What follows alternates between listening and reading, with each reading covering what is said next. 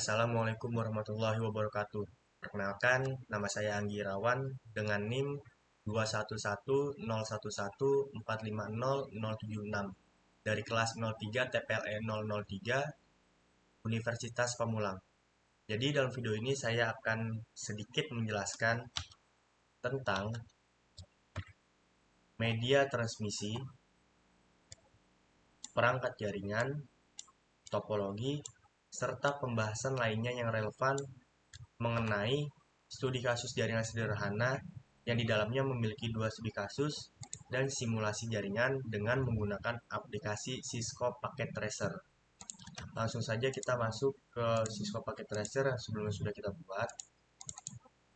Itu studi kasus yang pertama, kita menggunakan media transmisi kabel copper strike through atau biasa yang kita kenal dengan kabel strike. Kenapa pakai kabel strike? Karena kabel strike itu memiliki fungsi utama untuk menghubungkan dua device yang berbeda. Contohnya, switch dengan router. Karena switch dan router merupakan device yang berbeda, oleh karena itu kita dianjurkan atau baiknya menggunakan kabel strike. Kemudian device apa aja nih yang kita gunakan untuk membangun sebuah jaringan pada kasus yang pertama ini? Kita menggunakan satu server, satu switch, satu router, yang dikategorikan sebagai network device dan dua komputer sebagai end device atau client. Serta topologi apa nih yang digunakan? Menurut saya topologi yang digunakan adalah topologi star. Kenapa? Karena topologi star itu memiliki arti klien mengakses sebuah jaringan melalui hub atau switch yang sama. Pada kasus ini contohnya adalah komputer pada bagian sebelah kiri dan komputer pada bagian sebelah kanan mengakses sebuah jaringan melalui satu switch yang sama. Lalu kita langsung masuk saja ke studi kasus yang kedua. Untuk studi kasus yang kedua, kita menggunakan media transmisi kabel strike seperti kasus yang pertama, tapi kita juga menggunakan kabel copper crossover atau biasa kita kenal dengan kabel cross. Kenapa pakai kabel cross? Karena kabel cross memiliki fungsi utama untuk menghubungkan dua device yang sama. Contohnya pada kasus ini menghubungkan router pada bagian sebelah kiri dengan router pada bagian sebelah kanan. Karena dua device ini merupakan satu jenis yang sama yaitu router, oleh karena itu kita dianjurkan atau baiknya kita menggunakan kabel cross. Nah, selain dua kabel itu kita juga menggunakan wireless connection atau nirkabel atau bisa kita bilang WiFi. Kemudian device apa aja nih yang kita gunakan? Untuk device yang kita gunakan, kita menggunakan dua router, dua switch, satu server, dan 4 komputer. Dan topologi apa yang digunakan? Menurut saya masih sama seperti kasus yang pertama, yaitu topologi star. Mengapa demikian? Seperti yang sudah saya jelaskan sebelumnya, karena klien-kliennya mengakses sebuah jaringan melalui hub atau switch yang sama. Contohnya pada bagian kiri, tiga komputer ini mengakses suatu jaringan melalui satu switch yang sama, yaitu Meraki MX65W. Dan pada bagian kanan, server dan komputer mengakses sebuah jaringan melalui satu switch yang sama. Langsung saja kita masuk ke simulasi jaringannya. Kita percepat terlebih dahulu booting device-nya. Nah, untuk simulasi ini kita menggunakan media transmisinya itu kabel strike dan wireless connection. Untuk device-nya kita menggunakan satu cloud sebagai ISP atau Internet Service Provider, lalu satu router, 3 switch, 3 server, 1 access point, 6 laptop, dan 8 komputer. Nah, topologi yang digunakan menurut saya masih sama seperti dua kasus yang sebelumnya, yaitu topologi star. Mengapa demikian? Ya, karena yang sudah saya jelaskan sebelumnya, klien-klien ini mengakses sebuah jaringan melalui hub atau switch yang sama. Contohnya, pada lantai satu ini, 8 komputer ini mengakses sebuah jaringan melalui hub atau switch yang sama. Dan itu juga terjadi pada lantai 2 dan lantai 3. Nah, untuk simulasi ini kita diberikan tugas untuk tes apakah semua jaringan ini sudah saling terhubung, yaitu dengan cara kita ke laptop 5 dan mengakses web app server dengan cara mengakses webnya dan ping. Langsung saja kita buka laptop 5-nya dengan cara klik 2 kali. Lalu sebelum itu kita ke desktop, ke IP configuration untuk memastikan bahwa laptop ini sudah mendapatkan IP DHCP-nya. Nah, kalau kita lihat di sini kita sudah dapat IP DHCP-nya. Kemudian kita masuk ke pertama kita coba ping dulu.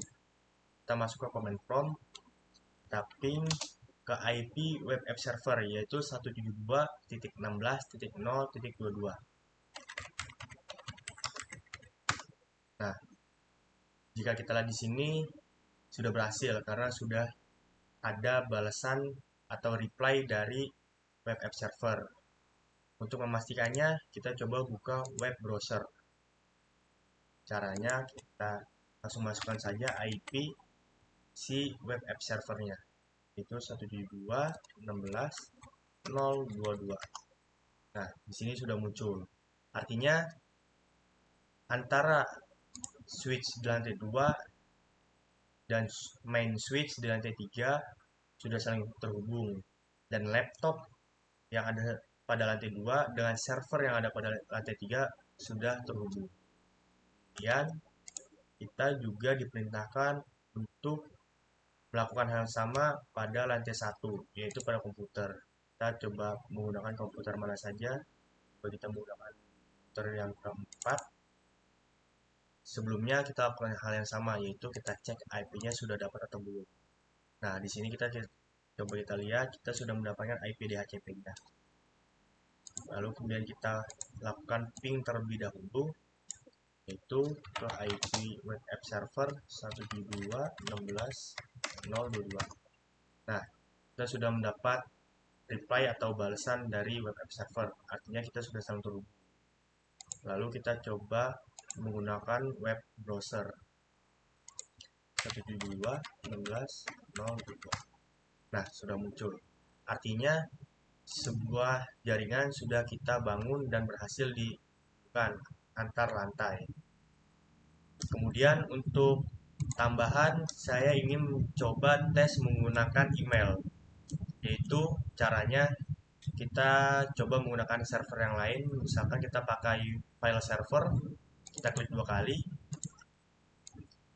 kita masuk ke service, kita klik yang email, kita buat sebuah domain name untuk emailnya, misalkan warsun.com,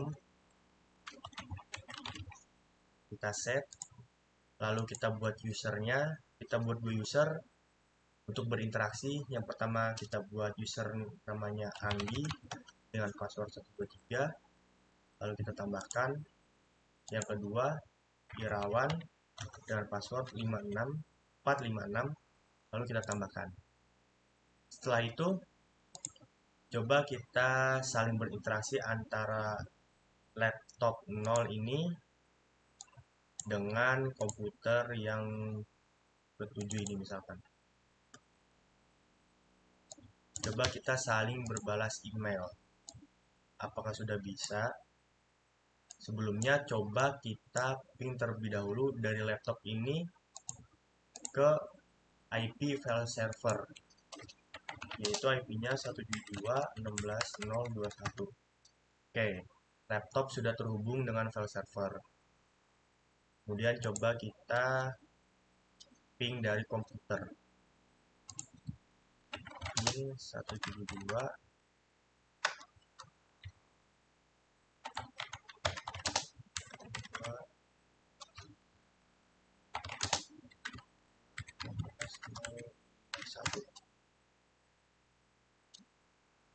Oh, kita belum mendapatkan balasan. Sebelumnya coba kita cek ke IP configuration. Oh, pada IP ini kita belum dapat IP-nya. Coba kita ulang di HCP-nya.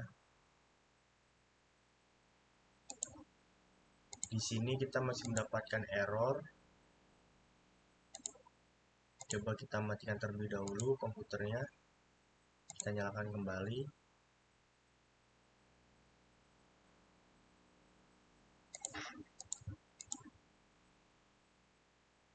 Dan kita coba cek. Ya, CP masih berhasil kita dapatkan.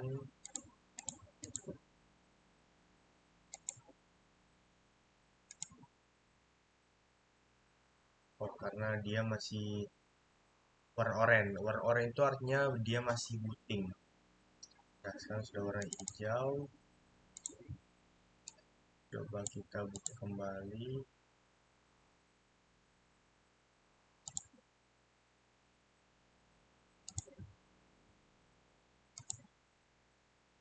Oke, sekarang coba kita tes lagi. Kita matikan dahulu komputernya. Lalu kita nyalakan lagi. Dan kita percepat booting device-nya. Kemudian kita ke desktop, ke IP configuration. Oke, sekarang kita sudah dapat IP DHCP-nya. Sekarang coba kita ping ke file server.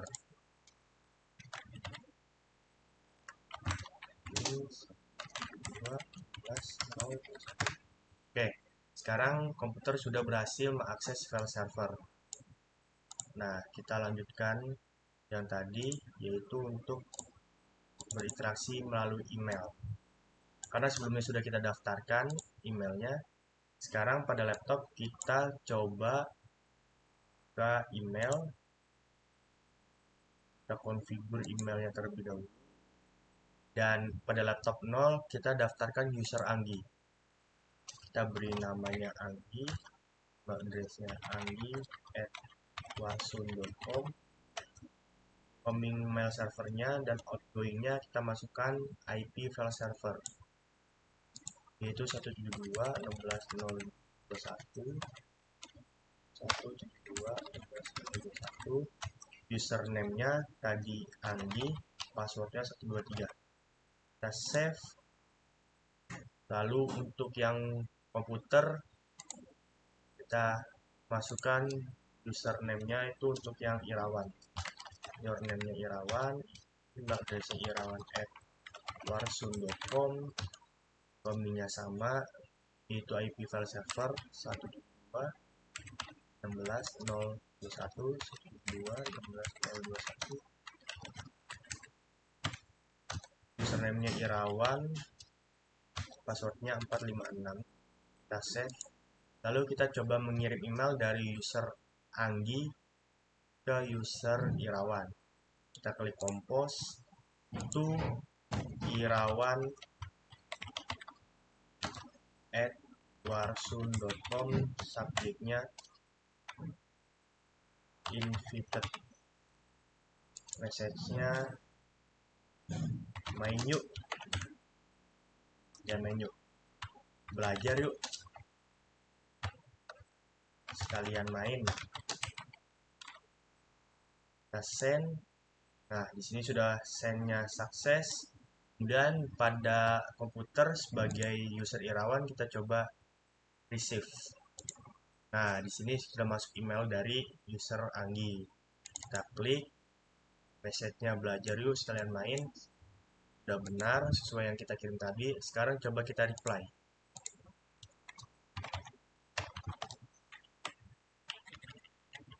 Kita reply, hai, ayo, meluncur. Kita send. Nah, sekarang pada laptop 0 di user Anggi kita coba receive.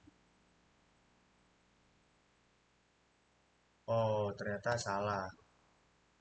Ternyata from-nya ini sini kita salah.